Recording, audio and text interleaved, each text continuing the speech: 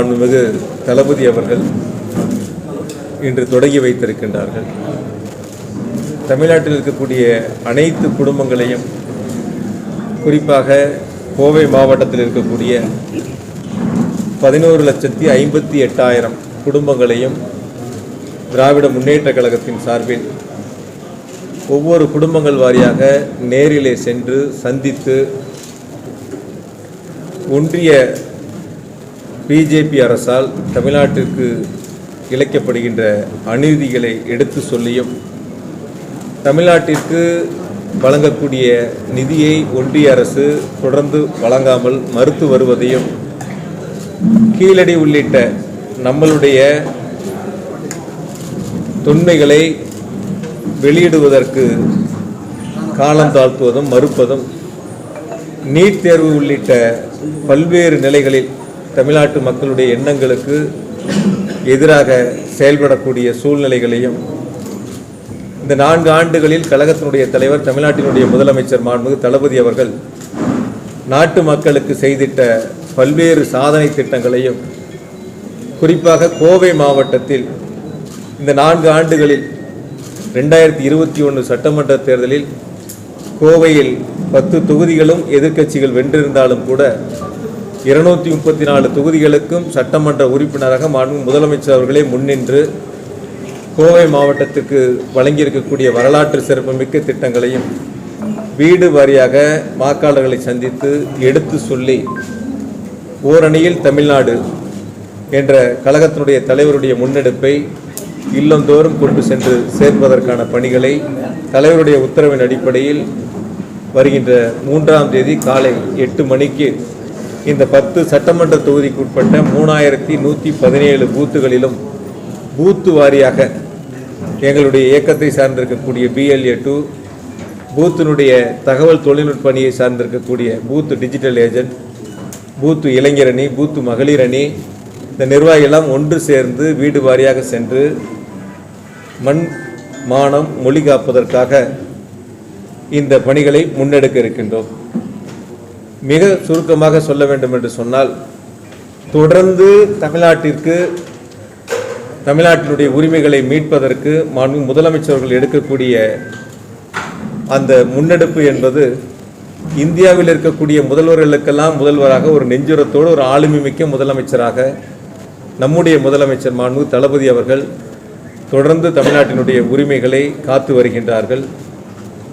முதலமைச்சர் எடுக்கக்கூடிய முன்னெடுப்புக்கு தமிழ்நாடு முழுவதும், இது ஏதோ திராவிட முன்னேற்ற கழகத்தினுடைய உறுப்பினர் சேர்க்கை என்று இல்லாமல், ஓரணியில் தமிழ்நாடு, அனைத்து குடும்பங்களும் தமிழ்நாட்டில் ஓரணியில் நிற்கிறது. நம்மீது தாக்கப்படுகின்ற இந்த தாக்குதல்களை எதிர்கொண்டு, நெஞ்சுரத்தோடு எதிர்கொண்டு, நம் உரிமைகளை, நம்முடைய மண் மொழி மானத்தை காக்கக்கூடிய வகையில் ஒன்றிணைந்து செயல்படுவதற்காக ஒருங்கிணைக்கக்கூடிய ஒரு மகத்தான பணியாக மாண்புமிகு முதலமைச்சர் அவர்கள் ஓரணியில் தமிழ்நாடு என்ற முன்னெடுப்பை இன்று தொடங்கி வைத்திருக்கின்றார்கள்.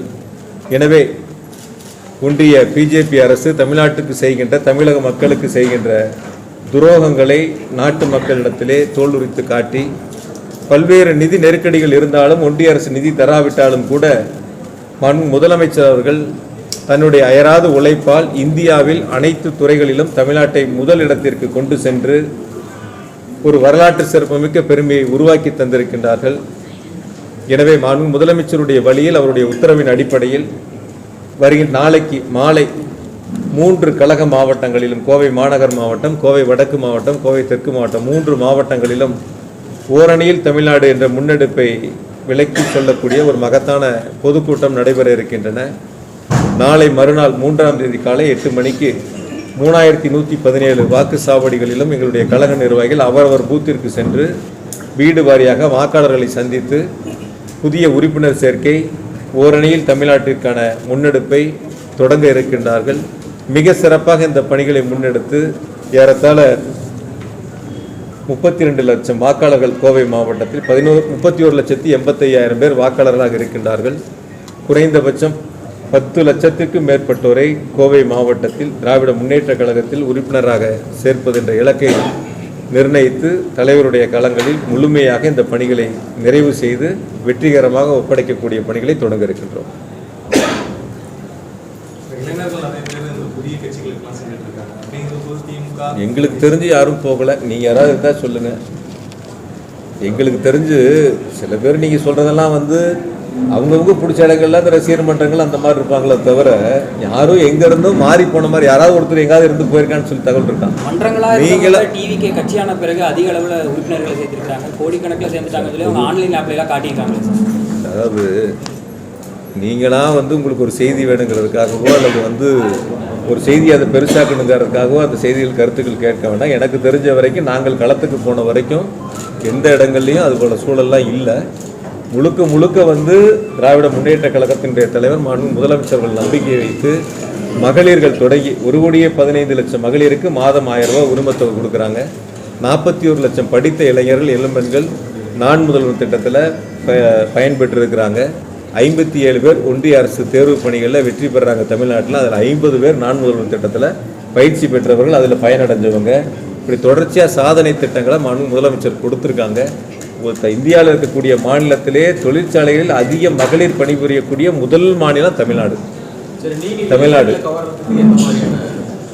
ஏற்கனவே இளைஞர்கள் எங்களோட தான் சார் இருக்காங்க. எங்களுடைய கழகத்தினுடைய இளைஞரணி செயலாளர், தமிழ்நாட்டினுடைய துணை முதலமைச்சர்கள் செல்லும் இடமெல்லாம் பார்க்குறீங்க. இளைஞர்கள் எங்களோட தான் இருக்காங்க. இளைஞர்களுக்கான திட்டங்கள் தொடர்ந்து கொடுத்துட்டு. நான் முதல்வன் யாருக்கான திட்டம்? தமிழ் புதல்வன் யாருக்கான திட்டம்? புதுமை பெண் யாருக்கான திட்டம்? இதெல்லாம் மாணவ மாணவிகளுக்கான திட்டம், இளைஞர்களுக்கான திட்டம். தொடர்ந்து அரசினுடைய திட்டங்கள் முன்னெடுத்து கொண்டு செல்லப்படுகின்றன. கழகத்தினுடைய இளைஞரணி, கழகத்தினுடைய மாணவரணி, கழகத்தினுடைய விளையாட்டு மேம்பாட்டணி எல்லாம் இதெல்லாம் ஒருங்கிணைச்சு எங்களுடைய இளைஞரணி செயலர் போட்டுதலுக்குரிய சின்னவர் அவர்கள் செல்லுமிடமெல்லாம் நீங்கள் பார்க்குறீங்க. மிக உற்சாகமான வரவேற்பை தரக்கூடிய இளைஞர்கள் பங்கு பெற்று அதில் சிறப்பித்து கொண்டிருக்கின்றார்கள். எனவே வந்து இன்னைக்கு சொல்லக்கூடிய கருத்து நாங்கள் மிக சிறப்பான ஒரு முன்னெடுப்பை எடுத்திருக்கிறோம். நீங்கள் இன்னொரு கட்சிக்கு விளம்பரம் தேட வேண்டியதில்லை. இருக்கக்கூடிய கருத்துக்கள் ஏதோ செவிவெளி செய்தியில் டீ கடையில் பேசுறதுல உங்களுக்கு வந்து விவாதத்துக்கு பொருள் வேணுங்கிறதுக்காக கூடிய கருத்துக்கள் வேண்டாம். அதனால் நாங்கள் அல்ல பொதுவாக சொல்லப்படுறது. நீங்கள் அதாவது கட்சியிலேருந்து வந்தவங்களை உடனடியாக வந்து துணை முதல்வரை சந்திக்கிற வரைக்கும் ஏற்பாடுகள் நடந்திருக்கு அப்படிங்கிற. அதாவது துணை முதல்வர் யாரு போனாலும் நீங்கள் போனாலும் பார்ப்பாங்க. நீங்கள் போனீங்களா?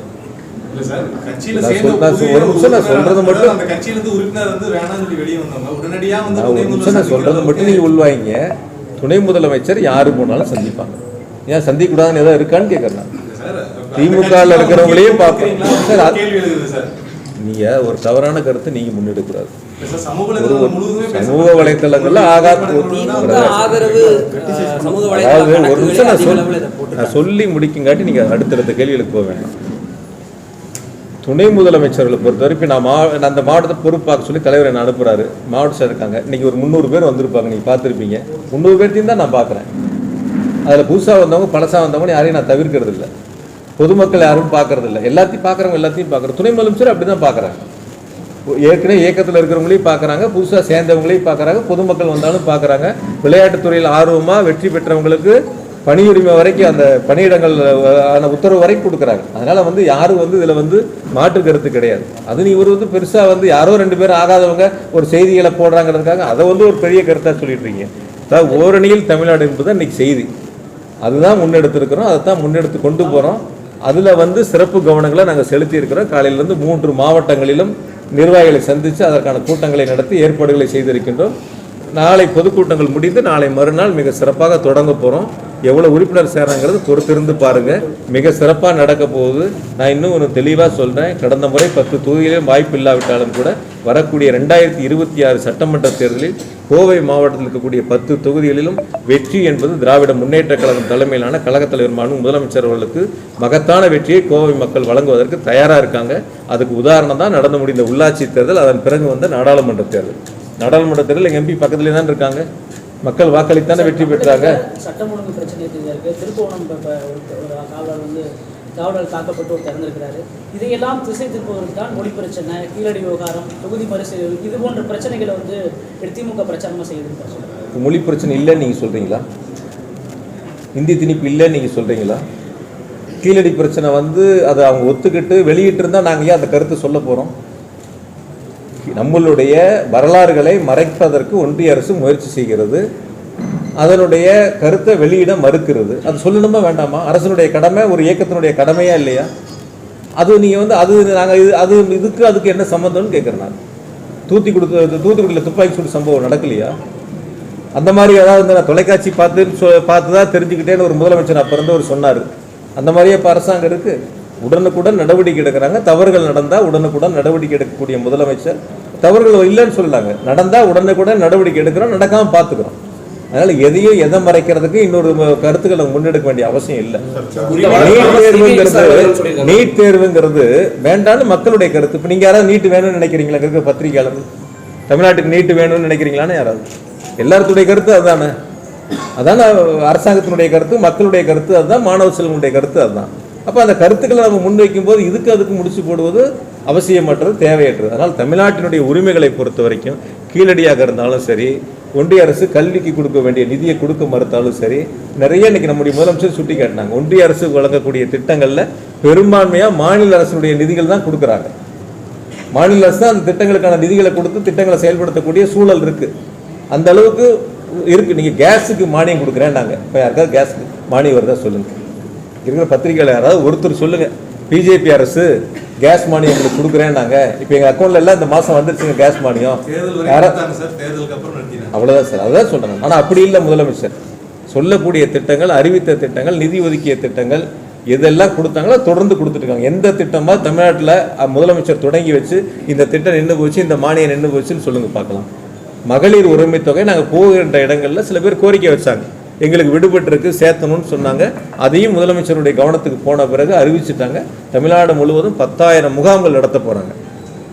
ஒட்டு மொத்தமாக 10,000 முகாம்கள் நடக்குது. யாரெல்லாம் அதில் உரிமை தொகை விடுபட்டிருக்கோ அவங்க அங்கே விண்ணப்பங்களை கொடுக்கலாம். தகுதி அடிப்படையில் அவங்கள தேர்வு செஞ்சு கொடுப்பாங்க. சார், தூத்துக்குடி துப்பாக்கி சொல்றீங்க, குறிப்பிட்ட நாள் திமுக அரசு மீது வைக்கிற விமர்சனம் என்னன்னா, அந்த சம்பந்தப்பட்ட அந்த போலீஸ் காவலர்களுக்கு பதவி உயர்வு கொடுத்து அவன் மேலே கிரிமினல் ஆக்ஷன் கூட நம்ம எடுக்கலாம். சட்டமன்றத்தில் இது குறித்து மாண்புமிகு முதலமைச்சர்கள் மிக தெளிவாக சொல்லியிருக்காங்க. என்னென்ன நடவடிக்கைகள் எடுக்கப்பட்டது, யார் யார் மீது என்னென்ன நடவடிக்கைகள் எடுக்கப்பட்டது, சட்டமன்றத்தினுடைய முதலமைச்சருடைய பதிலை நீங்கள் பார்த்துருப்பீங்க. ரொம்ப தெளிவாக அதில் சுட்டி காட்டியிருக்காங்க. எவ்வளோ பேர் அதில் சம்மந்தப்பட்டிருந்தாங்க, எவ்வளோ பேர் மீது நடவடிக்கை எடுக்கப்பட்டது தெளிவாக சொல்லியிருக்காங்க. நீங்கள் சொல்லக்கூடிய கருத்துக்கள்லாம் சில அரசியல் கட்சிகள் ஏதாவது ஒரு செய்தி டெய்லியும் வெளியிடணும். சில பேர்லாம் இங்கே விமான நிலையத்தில் அப்போ பேட்டி கொடுத்தாங்க, இப்போ அவங்களாம் காணோம், எங்கே இருக்காங்கன்னு தெரியல. அந்த மாதிரி சில பேர் எங்கேயாவது போகிற வழியில் ஒரு செய்தியை கொடுத்துட்டு போகணுமேங்கிறதுக்காக கொடுக்குறாங்க. இன்றைக்கி உங்கள்கிட்ட நாங்கள் அழைத்ததற்கு காரணம், உங்களை நாங்கள் சந்திப்பதற்கு காரணம், ஓரணியில் தமிழ்நாடு என்ற ஒரு சிறப்பான முன்னெடுப்பை மாண்புமிகு முதலமைச்சர்கள் அறிவித்து அந்த பணிகளை நாங்கள் இன்றே தொடங்கி இருக்கின்றோம். நாளை பொதுக்கூட்டம், நாளை மறுநாள் உறுப்பினர் சேர்க்கைக்கான அந்த பணிகளை பறிபோகிவிட்டது. அதை மீட்பதற்காக ஜூலை 7ஆம் தேதி அதிமுக பொதுச் செயலாளர் எடப்பாடி பழனிசாமி கோவையில் அவருடைய சுற்றுப்பயணத்தை தொடங்குறார். ஒரு வேண்டுகோள் உங்கள்கிட்ட சொல்கிறேன், என்ன பறிபோச்சுன்னு நீங்கள் அவங்ககிட்ட கேட்டு சொல்லுங்கள். இந்த 4 ஆண்டுகளில் ஆட்சி பொறுப்பேற்று மாண்புமிகு தளபதி அவர்கள் முதலமைச்சராக அமர்ந்து தமிழ்நாட்டின் உரிமை என்ன பறிபோயிடுச்சுன்னு ஏதாவது ஒரு கருத்து ஒன்று நீங்களாவது கேட்கணும் அவங்ககிட்ட. சிறுவாணி அணையில 50 அடி வரைக்கும் நீர் தேக்கிட்டு நான் இந்த கேள்வி முடிச்சுட்டு ஒரு நிமிஷம் இந்த கேள்வி முடிச்சுட்டு அடுத்த கேள்விக்கு போங்க. இந்த கேள்வி முடிச்சுட்டு, அதாவது எடுக்கக்கூடிய நடவடிக்கைகள் முழுமையாக எடுத்திருக்கிறோம். அது சம்பந்தமாக இருக்கக்கூடிய பணிகள் தொடர்ந்து அதில் நடந்துகிட்டு இருக்கு. இங்கே அதில் எந்த விதமான மாற்று கருத்து இல்லை. ஏதோ அவங்க செஞ்சுட்டாங்க நாங்கள் செய்யலன்னு சொல்லி. இப்போ முன்னாடி கார்த்தி என்ன பேசினார், இந்த பாலருக்கு அவினாசி ரோடு 12% அவங்க முடிச்சிருந்தாங்க, அவ்வளோதான் செலவழிச்சிருந்தாங்க. மீதி 88% பணத்துக்கான நிதி, அந்த பாலத்துக்கான நிதிகள் நாங்கள் தான் கொடுத்துருக்குறோம். நாங்கள் தான் அந்த வேலையை முடிச்சிருக்கிறோம். அவங்க செஞ்சது எவ்வளவு கேட்டால் நாங்கள் பாலம் கொண்டு வந்தேன்னு சொல்லுவாங்க. ஏதாவது ஒரு கருத்துக்கள் சொல்லக்கூடிய கருத்துக்கள், தேர்தல் நேரங்கிறதுனால ஒவ்வொரு அரசியல் கட்சியும் ஒவ்வொரு மாதிரியான கருத்துக்களை முன்வைப்பாங்க. அந்த கருத்துக்களை நீங்கள் ஒரு செய்தியாக போடணுங்கிறது அது உங்களுடைய கடமை. அது நீங்கள் செய்கிறீங்கன்னு வச்சுக்கோங்க. பொதுவாக நீங்கள் கோயம்புத்தூரை பொறுத்த வரைக்கும் இப்படி ஒரு பெரியார் நூலகம் இது வரைக்கும் அமைஞ்சிருக்காங்க. படிக்கக்கூடிய போட்டித் தேர்வுக்கு தயாராகக்கூடிய மாணவ மாணவிகளுக்கு, அந்த இளைஞர் இளம்பெண்களுக்கு எவ்வளோ ஒரு வசதி வாய்ப்பாக இருக்கும். 7 மாடி கட்டணம், மிக பிரம்மாண்டமாக இருக்குது. நகைத்தொழில் செய்கிறவங்களுக்கு என்னைக்காவது அவங்க வாழ்க்கையில் நினச்சி பார்த்துருப்பாங்களா? எத்தனை வருஷ கோரிக்கை. இங்கே இருக்கக்கூடிய பத்திரிகையாளர் எத்தனை முறை அதை எழுதியிருப்பீங்க. அவங்களுக்கான ஒரு தொழில்கூடம் வேணுங்கிறதுல ஏறத்தாழ 126 கோடி அதில் அதுக்கான நிதிகளை கொடுத்து அவங்களையே அவங்க எல்லா சங்கங்களையும் அழைச்சி சம்பந்தப்பட்ட அதிகாரிகள் அமர்ந்து அமைச்சரே உட்கார்ந்து அதை பேசி என்ன வடிவமைப்புகள் செய்யப்பட்டிருக்கு, இதில் ஏதாவது மாற்றங்கள் இருந்தால் நீங்கள் சொல்லுங்கள் அப்படின்னு சொல்லி அவங்ககிட்டே கேட்டு அதுக்கான திட்டமிடல் அதில் செய்யப்பட்டிருக்கு. இப்படி தொடர்ச்சியாக ஒட்டுமொத்தமாக நிறைய வரிசையாக சொல்லிக்கிட்டே இருக்கலாம்.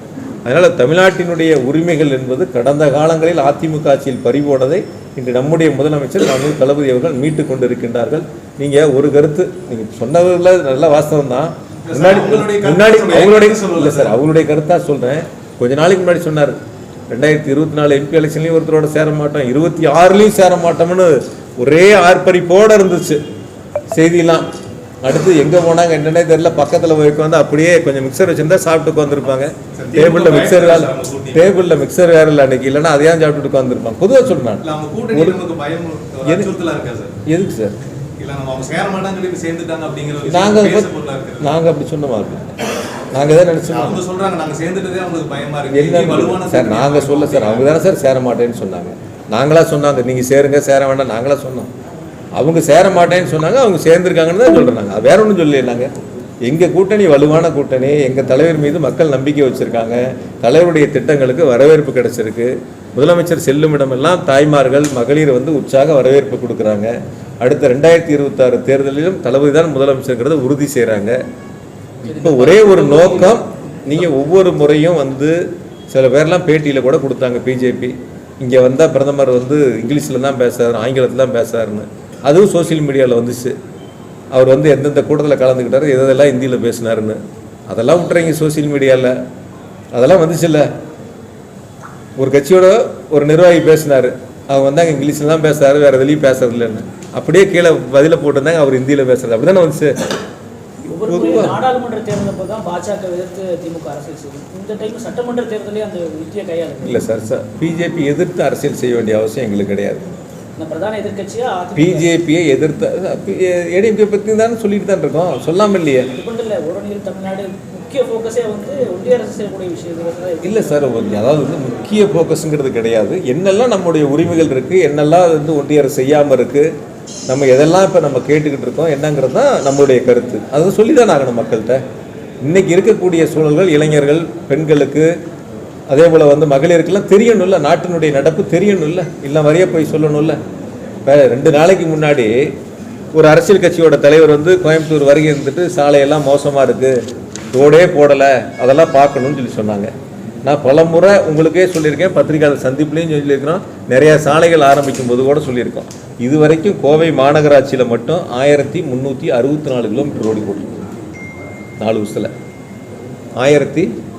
1364 கிலோமீட்டர் நீளத்திற்கு சாலைகள் அமைக்கப்பட்டிருக்கின்றன. 417 கோடி ரூபாய்க்கு ரோடு மட்டும் போட்டு 200 கோடி ரூபாய் சிறப்பு நிதியில் அதுக்கப்புறம் எடுத்து அந்த வேலைகள் நடந்துகிட்டு இருக்கு. வரக்கூடியவங்க என்ன சொல்றாங்க, ரோடே போடலை, எதுவுமே நடக்கலை, எல்லாம் குண்டு குழியுமா இருக்கு. பொதுவான கருத்துக்கள் அப்படி தானே சொல்றாங்க.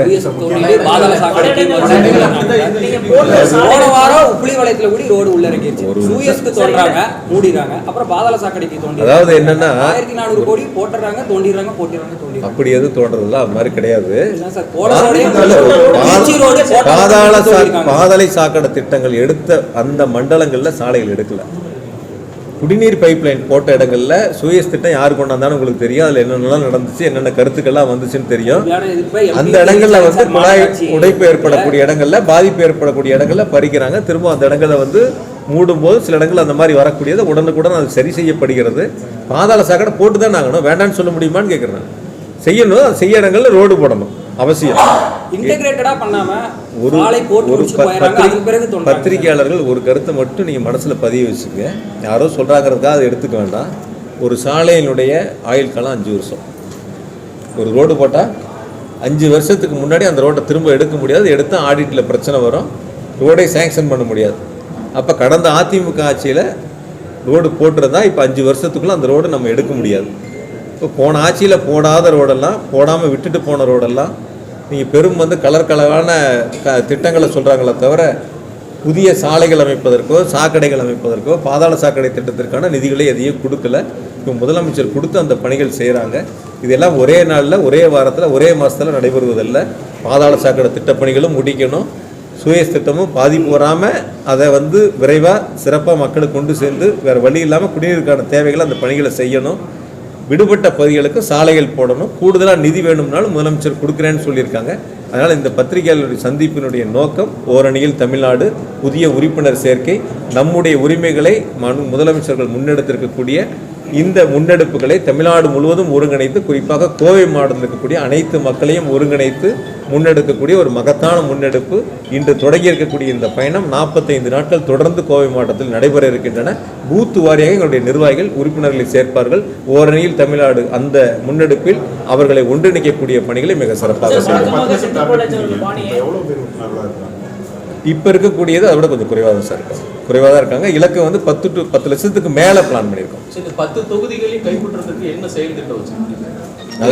அந்த செயல் திட்டத்தை உங்ககிட்ட சொல்லிட்டு அப்புறம் நாங்கள் எப்படி செயல் திட்டத்தை செயல்படுத்துறோம், அந்த என்னென்னலாம் செயல் திட்டம் இருக்குன்னு உங்ககிட்ட சொல்லிட்டு அப்புறம் நாங்கள் எப்படி செயல்படுத்துறோம். உறுதியா 10 தொகுதிகளில் அந்த மன உறுதி இருக்கு திமுகவுக்கு இல்லையா? கோவையில் வந்து முதல் முறையா 10 தொகுதி 100 வார்டு ஜெயிப்போம் தான் நின்றோம். எவ்வளோ வார்டு நாங்கள் ஜெயிச்சோம்? வார்டுங்கிறது வேற சார், எம்பி எலெக்ஷன் நாங்கள் ஜெயிப்போம் தான் நின்றோம். நிறைய பேர் வந்து இது ஆங்கில தொலைக்காட்சிகளே லைவ் வச்சிருந்தாங்க முதல் நாள் நைட்டு வாக்கு எண்ணிக்கை முன்னாடி. ஆனா வித்தியாசம் என்பது குறைவா தான். ஆங்கில தொலைக்காட்சிகளே லைவ் வச்சிருந்தாங்க எம்பி எலெக்ஷன்ல. என்ன வித்தியாசம்? என்ன ஒரு பரபரப்பு இல்லை சார். என்ன 1.5 லட்சம் ஓட்டுல ஜெயிக்கிறது வெற்றி வித்தியாசம் கம்மியா? மற்ற தொகுதிகளில் என்ன ஒரு தொகுதி 2 தொகுதி சார். நீங்க என்ன எல்லாத்தையும் ஒரே மாதிரி கணக்கு போடுறீங்க? ஒரு தொகுதி 2 தொகுதியில் இருக்கக்கூடிய வித்தியாசங்களை வந்து நாடு முழுக்க கணக்கு போடுறீங்க. எங்களுடைய தலைவருடைய இலக்கு, அவர் எடுத்திருக்கக்கூடிய முன்னெடுப்பு நிச்சயமாக வீடு வாரியாக கொண்டு சென்று இந்த பணிகளை சிறப்பாக செய்யும். தேர்தல் களங்கிறது எங்களுக்கு இன்னும் வந்து இப்போ என்ன ஜூன் மாதம் தானே முடிஞ்சு, இப்போ ஜூலை தானே தொடங்கி இருக்கு. அடுத்த ஏப்ரல் மேல தானே சார் தேர்தல். எங்க தலைவர் ஏற்கனவே அறிவிச்சுட்டாங்க சார். நாங்கள் தேர்தல் காலத்தை எப்பயே தொடங்கிட்டோம். ஒவ்வொரு நாளும் மக்களை சந்திக்கிறோம், ஒவ்வொரு நாளும் மக்களுக்கான தேவைகளை நிறைவேற்றி கொடுக்குறோம், அரசினுடைய திட்டங்களை கொண்டு சேர்க்கிறோம். தொடர்ந்து நாங்கள் தேர்தல் காலத்தில் மக்களோடையே நாங்கள் இருக்கிறோம். தேர்தலுக்கும் மக்கள் பணிகளுக்கும் நாங்கள் வித்தியாசம் பார்க்கறது இல்லை. மக்களோட இருக்கிறதே தேர்தல் தானே, ஒவ்வொரு திட்டங்களாக முன்னெடுக்கிறதே தேர்தல் தானே. அதனால் சிறப்பான பணிகள். 33 பேரூராட்சி, 31 நம்ம ஜெயித்தோம். 7 நகராட்சியும் ஜெயித்தோம். 100 வார்டில் நம்ம 96 வார்டு 98 வார்டு ஜெயிக்கிறோம். ஏன் எங்கே போச்சு? மக்கள் வாக்களித்து தான் நம்ம ஜெயித்தோம். அதுக்கப்புறம் நாடாளுமன்ற தேர்தலில் ஜெயித்தோம். தொடர்ந்து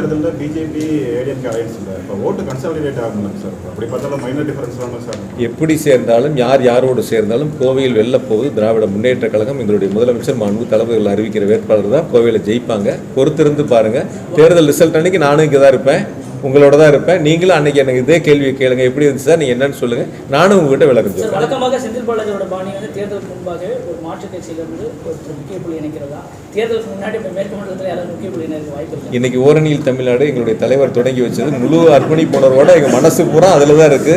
எப்படி அது சிறப்பாக செய்ய போறோம், எப்படி நிறைவாக செய்ய போறோம், எப்படி வந்து மக்களிடத்தில் அது கொண்டு சேர்க்க போகிறோம் என்பதுதான் எங்களுடைய நிர்வாகிகளுடைய சிந்தனைகள், என்னுடைய சிந்தனைகள், எண்ணங்கள். அதை முதல்ல சிறப்பாக முடிப்போம். தேர்தல் காலத்தில் நெருங்கும் போது இன்னும் நம்ம பல முறை சந்திக்க போகிறோம். அதில் மீண்டும் சந்திப்போம். பகுதி நிர்வாகிகள் நியமனத்தில் ஏதோ சிக்கல் இருக்கிறதாக சொல்லி ஒரு சிக்கல் இல்லையா சார்? ஒன்றும் அதிருப்தியில் இல்லை சார். ஒருத்தர் ஒரு பதவிக்கு 3-4 பேர் கேட்பாங்க. ஒருத்தருக்கு பதவி கொடுக்க முடியும். ஒரு பதவி செலங்கிறது ஒருத்தர் தானே. 3 பேர் 4 பேர் கேட்கலாம். யாராவது ஒருத்தருக்கான அந்த பதவி கிடைச்சிருக்கு, மீதி 3 பேருக்கு வேறு பதவி ஏதாவது கொடுப்போம். இதெல்லாம் ஒரு குடும்பத்துக்குள்ளே இருக்கிறது சார். ஒரு எம்எல்ஏ சீட்டு கேட்பாங்க, 10 பேர் சீட்டு கேட்பாங்க, ஒருத்தருக்கு தானே அந்த வாய்ப்பு கிடைக்கும். நீங்கள் பத்திரிகையாளர்னா உங்களுடைய வேலைக்கு இந்த 4 பேர் அப்ளிகேஷன் போட்டிருப்பாங்க, உங்களுக்கு அந்த வாய்ப்பு கிடச்சிருக்கு, மீதி 3 பேருக்கு கிடைக்காம இருக்கும். அது மாதிரி தானே. அதனால் அதிலெல்லாம் எந்த விதமான மாற்றுக்கருத்து. எல்லோரும் இப்போ தானே மீட்டிங் முடிச்சுட்டு போகிறாங்க. அதனால் சிறப்பான பணிகள் போயிட்டுருக்கு. கோவை மாவட்டத்தை பொறுத்தவரைக்கும் திரும்ப நான் சொல்கிறேன், இது திராவிட முன்னேற்ற கழகத்தினுடைய கோட்டை, முத்தமிழக டாக்டர் கலைஞருடைய எஃகு கோட்டை, இப்பொழுது மாண்பு முதலமைச்சர் தளபதியுடைய கோட்டை. நிச்சயமாக தேர்தல் களம் என்பது திராவிட முன்னேற்ற கழகம் தான் வெற்றி பெறும்.